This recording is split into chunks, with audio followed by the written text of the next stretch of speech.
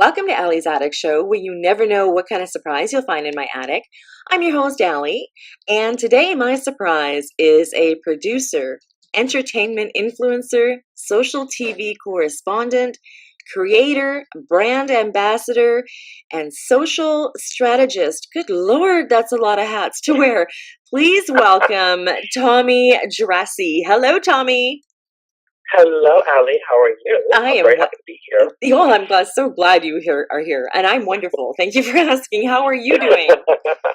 I'm good. Today I'm just wearing my guest hat, so that's an easy one. Ah, there you go. You get to wear a different hat today.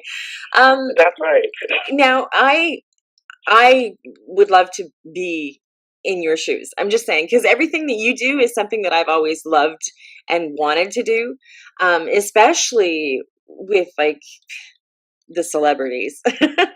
Just because it must be such a surreal, cool world.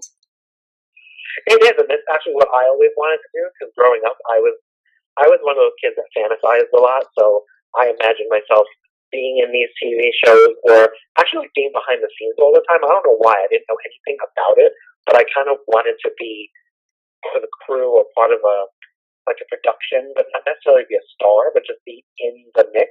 And I always felt like that was where I belonged. And I always say that other kids were out playing cops and robbers, and I was playing Entertainment Tonight host. I pretend I was like interviewing stars. Well, see, and that just proves that dreams come true, right?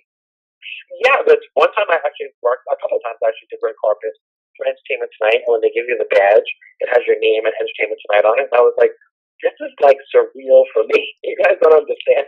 Yeah, well, it would be. It would be absolutely. I would be like, and you know what? Like, one of the things that I admire about you is you can talk when you're doing all this stuff and do all your social media stuff. Because I think I would freeze. Although, well, I don't know. I'm getting used to talking to, bigger stars doing this. But I would be. Yeah, I mean, everybody. I think we all have people that would do that to us.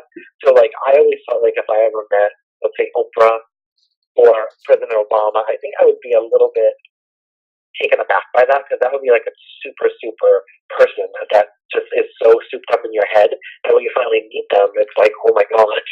But everybody else is just a person. Yeah, that's true. I mean, we all put our socks on the same way usually, right? Yeah. And when you meet them and you start talking to them, you realize, oh, hold on, they have the same situations I have, the same problems that I have, the same concerns, the same passions. So it's actually not that difficult. Well, that's cool. Yeah, I think. Yeah, I mean, I do have some people that I'd be like when I interviewed Joe Bonsall of the Oak Ridge Boys, I was tripping out for like a week before, going, "Oh my God, I'm going to freeze. I'm going to mess up. I'm not." But you know what Joe did was he was texting me and asking me questions and stuff like that, and I think him texting me calmed me down. And I don't know if he was doing that purposely, but thank God he was doing it, because otherwise I don't know how it would have gone. So explain everything that you do, Tommy, because you do, like I said, you do so much stuff. So producer, explain that first. Okay, that was that I got involved with because I was a fan of a show called Pulpy Slider, and it was on Netflix. Yes. And then they were doing their third season, and they were crowdfunding for it. And I saw they were doing that, so I said, instead of just giving $5 or $10, what can I do to help you more? And they're like, well, we need producers, so how about you want to do it? I said, yeah, I never knew how to do it, but I'll learn. So you just kind of jump in and learn as you go. Yeah, and EastEnders, by the way, I've watched, and I love the show. It's very addicting, I'm just saying. Yeah, it's very edgy. The thing I like about it, I felt like it was a voice that wasn't being heard in the community of LGBT, because everybody was doing stories, but they weren't doing the real gritty truth of what it's like to be living in a world where people kind of like aren't like you all the time and don't treat you the same. Yeah, exactly. I've had a few people on, and as you know, Gay Pride bow ties I had on, and George was amazing. He was amazing. Okay, so social media and pop culture expert. Well, that is just something that I think my whole life I was, because I was always the kid who would watch something on television and go to school the next day and tell everybody, oh my God, did you see that? You have to watch it. And I was kind of like the barometer that everybody used to know what to watch on television when I was a kid. And that just became how I was as an adult. And then Twitter came about, and I started doing it on Twitter. And I would be tweeting about what I was watching, and people were watching it with me. Wow. And okay, so you've talked about Entertainment Tonight. So you've also done like television shows, mainstream media.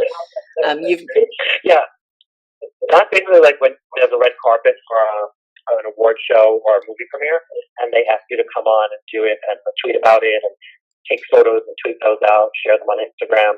So that's what a correspondent would do, a social media correspondent. So okay. that's pretty much what I did for Entertainment Tonight. So it's kind of like it being a part of that group.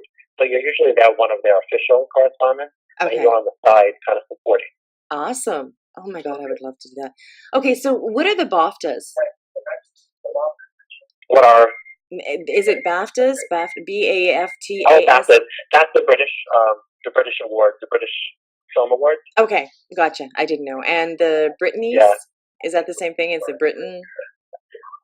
Yeah, same Okay. Thing.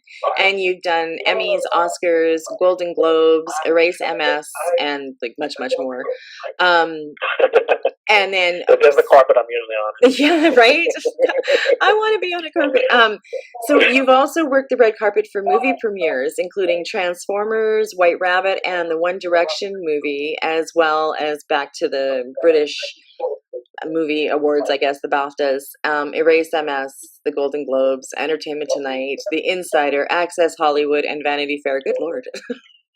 Yeah, really, it's a lot. It's been a long about 8 years, 9 years, but it's been a lot of stuff packed into those years. So it's been amazing. Yeah. Now, you've also been a celebrity handler sometimes too, right? Yeah, that's actually what I did when I first started doing all of it, and I still do it now. Basically, that's when a celebrity goes to a convention, and then they're signing autographs and taking photos with fans. So you're kind of their assistant for the weekend to make sure they're on time, to make sure they get where they have to go, to make sure they're being treated properly and their contract is being honored. So you stay with them pretty much 8 hours a day for maybe 2-3 days. Wow. So, okay, I'm addicted to watching, like I just watched Lady Gaga on Netflix, her story that she produced. That was good. Yeah, it was really good. And I love her because she's so real. I mean, I didn't expect what I saw when I watched it. But I must say, do a lot of the stars that you deal with, are they divas, like a lot of them, or are they just, like you said, normal everyday people? No, they're really all everyday people. Sometimes they get a reputation of being that, but I've always thought that it's kind of like, imagine if you were on a special diet for some reason, because most of them are on diets because of roles they're going to be in, or they want to look good on camera. So imagine if you had that, and so you're just asking for a special something for lunch or something for dinner that you need for this diet. So a lot of times they get labeled that way, but it's kind of unfair.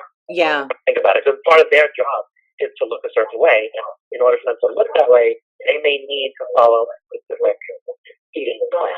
Okay. So that's basically all it is.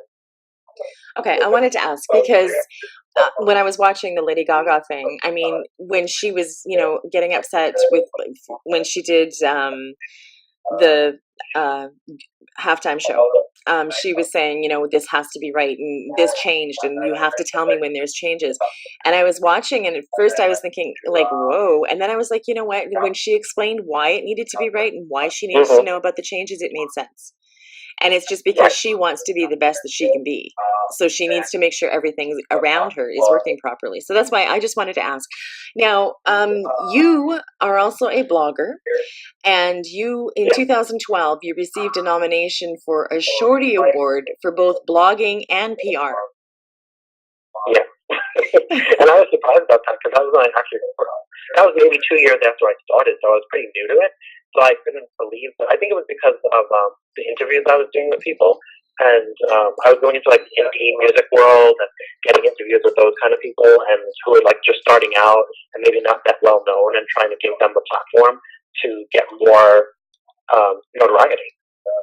Okay, well, obviously you did a good job, regardless of whether you just started or not.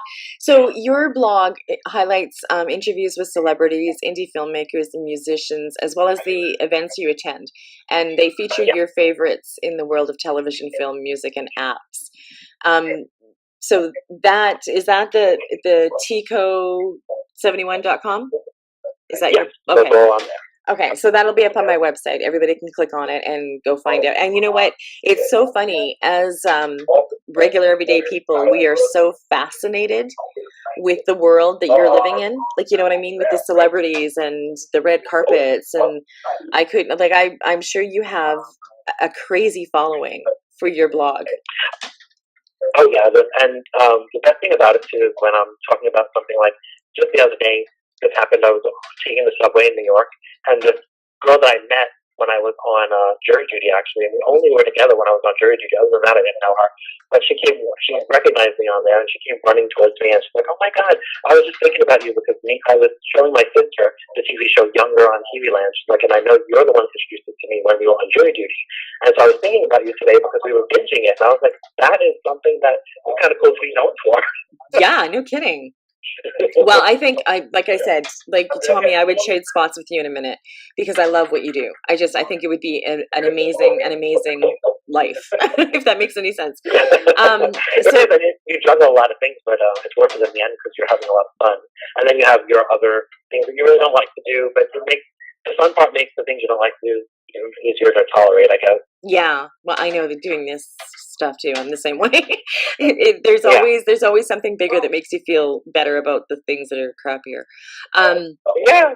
So you can be seen regularly promoting all the things you love alongside TV Land, Celebrity Collected, the Grand Resort and Spa, and much more. And you're also a passionate influencer in the LGBTQ community, which I think is amazing.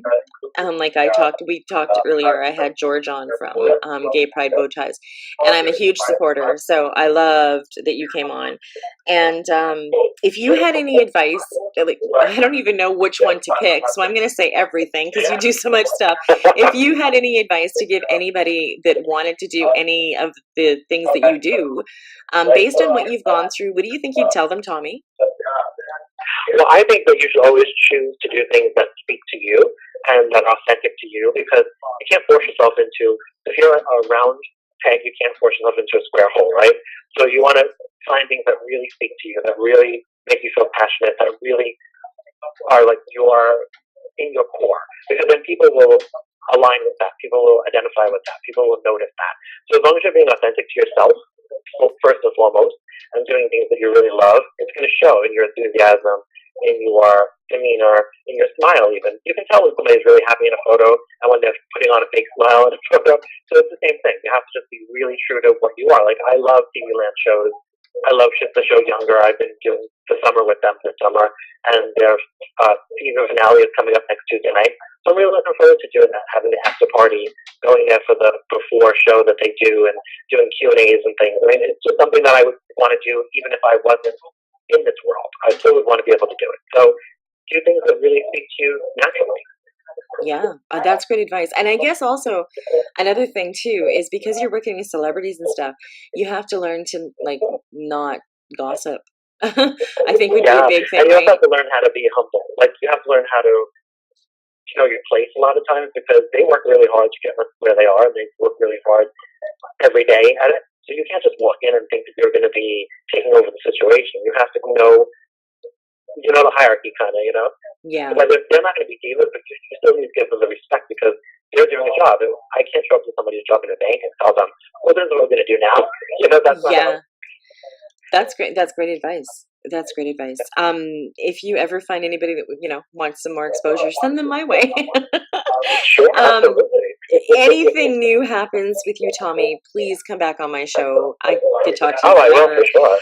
And I wish you the best, and I hope you win some more awards because I think you intrigue me, and I'm fascinated by your world. So, and I'm sure there's so many others that are. And I just want to say thank you so much for coming on my show. Your website's going to be up on my website, so people can click on it and go read your blog. And I'm sure you're going to get a bunch more followers after this interview. I always welcome them. They should always say hello, though. But when you follow somebody, you should always try to talk to them too. Don't just be like the post of follow. That's it. Yeah, or a stalker, lurker, whatever they call them. Yeah, I know. Start a conversation. Yeah, exactly. Well, thank you, Tommy, for coming on, like I said, and I wish you all the best. And if you ever need a +1, Oh, absolutely, absolutely. Yeah, I'm in Canada. That would take a long time to get there. But anyways, thank you so much, Tommy. You have a fantastic day. Thank you for having me. You too. Have a great day. And thank you for joining me on Allie's Attic Show. Keep checking my website because you never know what kind of surprises you're going to find in my attic. Cheers.